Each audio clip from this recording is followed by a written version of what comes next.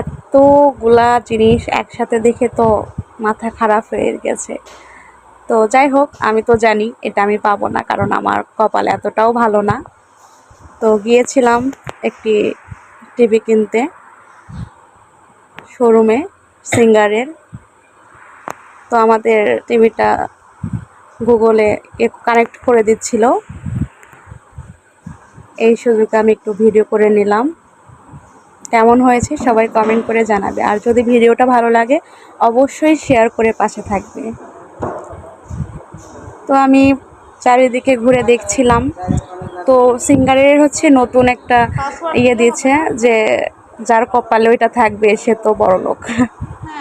অনেকগুলো জিনিস একসাথে আছে, washing machine, charger, fan, micro oven, Blender, fridge, AC, মানে এক কথায় বিয়ের বাজার। বিয়ের যে পাবে তার মানে কপাল খুলে গেছে আর কি।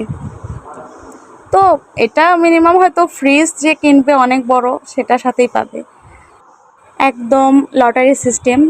তো আমি নেটে দেখলাম যারা অধিকাংশ মানুষই দু একজন পেয়েছে রাজশাহীতে, আমাদের নন্দীগ্রামে। তো তারা ফ্রিজ কিনেই পেয়েছে। তো এরকম অনেকগুলো টোকেন আমাদের সামনে দিয়েছিল, এর মধ্যে বাছাই করে একটা যে কোনো নিতে হবে।